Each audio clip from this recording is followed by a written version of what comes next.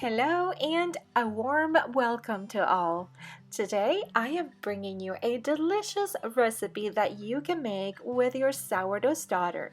If you're new to sourdough, I am going to leave a link in the description below explaining how you can begin your own sourdough starter. If you're new to my channel, don't forget to subscribe and share this video with somebody who might find it helpful. Let's begin making our strawberry jam pastry. I'll be using a stand mixer, and to begin, I'm going to add 3 tablespoons of honey to my mixing bowl.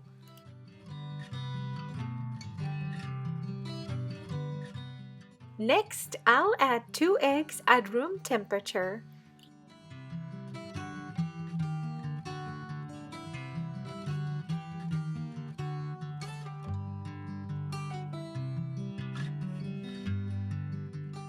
Four tablespoons of melted butter, and we need to ensure that the butter is not too hot. We don't want to cook the eggs ahead of time.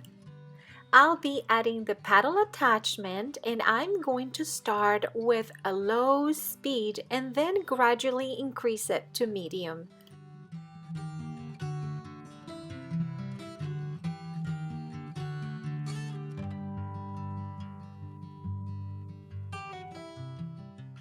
Next, I'll add half of a cup of an active sourdough starter.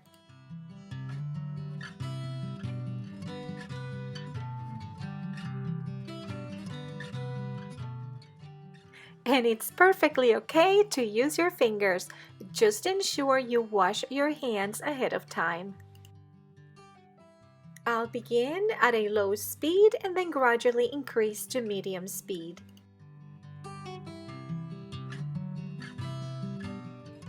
Then we will add half of a cup of whole milk.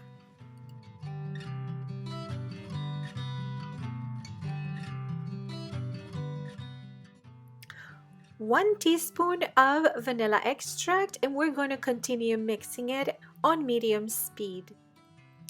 I have 3 cups of unbleached all-purpose flour, and I'm adding half a teaspoon of salt.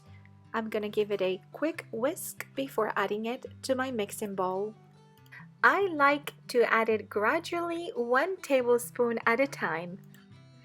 If you notice that your mixer is struggling a little bit, reduce the speed to low. I'll continue mixing it until all of the ingredients are well incorporated and the bowl is basically clean. Now I'll cover it with a damp towel. If you have one of those strong paper towels, they come very handy. Just ensure that it is slightly moist so that the dough doesn't dry out. And we're going to let the dough rest for about 45 minutes. After 45 minutes, remove the damp towel. I'll be using the hook attachment for dough. And we're going to start kneading it on low speed first, then we're going to increase it to medium. After a short while, you're going to notice that the mixer struggles a little bit. I find it helpful to increase the speed very slightly so that the kneading process can continue uninterrupted. And we're going to let the mixer run for about 5 minutes. If you notice that your mixer is struggling too much, 2 to 3 minutes should be okay.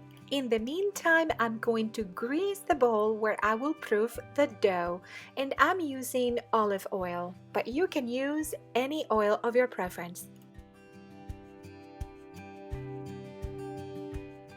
Alright, it's been about 5 minutes and it's time to transfer the dough to the proofing bowl.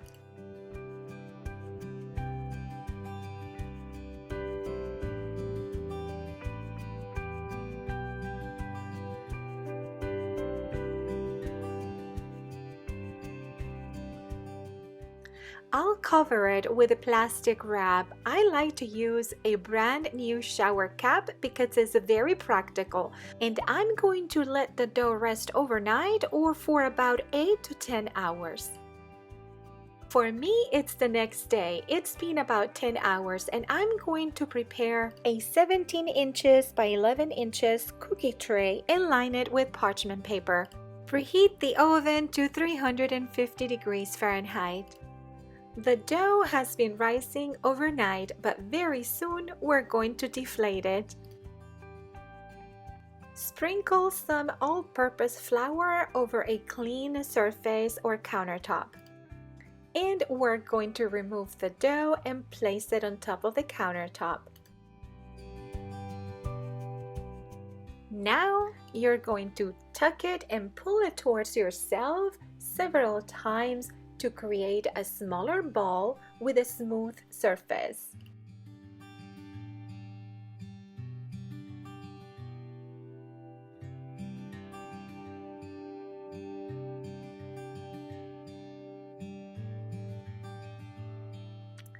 Next, I'll be dividing this dough in half.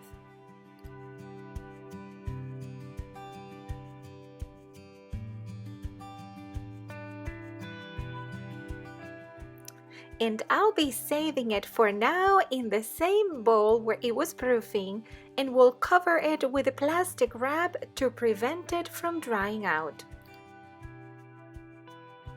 I'm going to be shaping the remaining dough into a small log, approximately the size of my hand.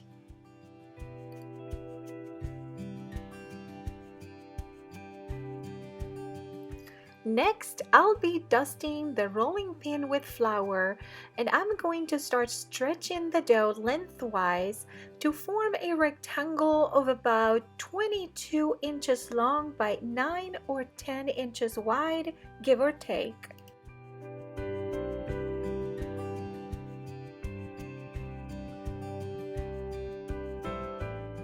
I like to lightly dust the top and then flip it to prevent it from sticking to the countertop.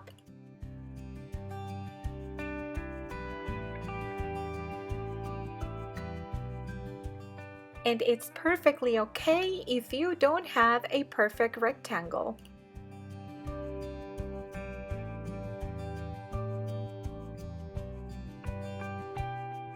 Now we're going to gently grab one end and fold it into the other end.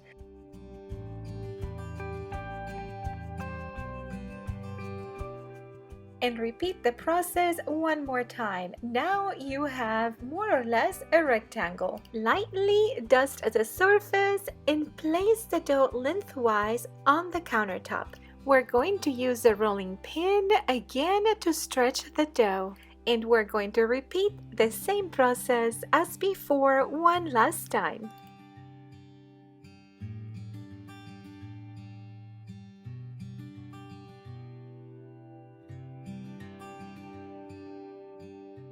And I promise this is the last time that we're going to do so many folds. Fold it in half and then fold it in half again. Now we're going to prepare the dough for the final step. This time we're only going to stretch it long enough to add the filling.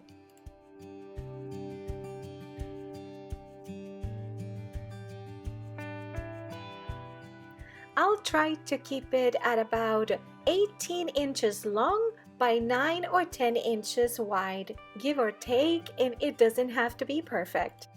This is homemade strawberry jam, but you can use store-bought jam if you want to know how to make your own strawberry jam with less sugar. I'm going to leave the link in the description below. Visually locate the center of the dough. Then we're going to leave about an inch on the sides and spread the jam in the center. I'm using about 3/4 cup of strawberry jam, but if your dough is a little bit smaller, you can use about 1/2 cup.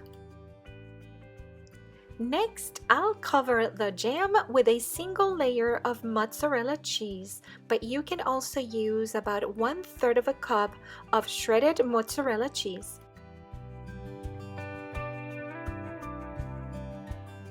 Now we're going to turn it into a sandwich by folding it in half.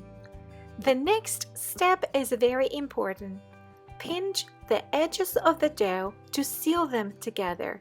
Then we're going to create a little fold and we're going to roll it around and pinch it at the same time. Roll it and pinch it, roll it and pinch it.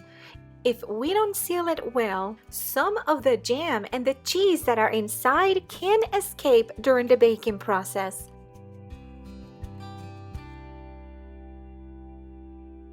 Place both hands underneath the dough. Lift the patty carefully with both hands and place it very quickly on the cookie tray. We're going to repeat the same process with the remaining dough, but I'm not going to show you this again. I'll skip the video until the last part. And here I'll be sealing the last patty.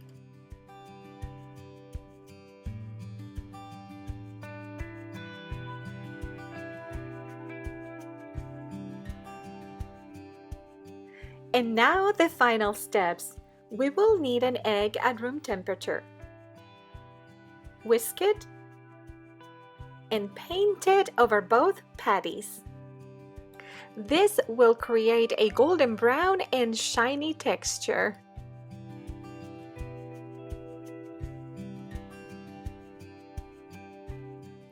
And lastly, I'll use a fork to create vents so that the contents don't find a way to escape.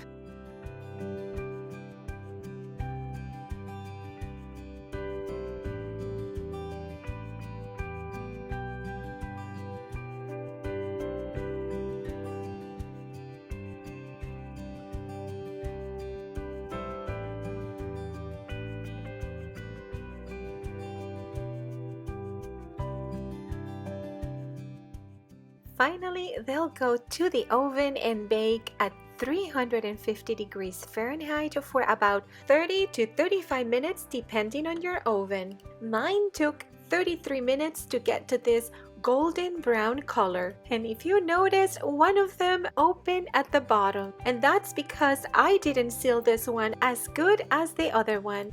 And we need to let them cool for about 45 minutes to an hour before we cut a slice. The jam and the cheese are still runny. Once they cool, they'll be a little bit firmer and easier to cut. The combination of the aroma of the strawberry jam with the cheese and the bread is amazing. You can cut it in smaller or bigger pieces depending on what you prefer.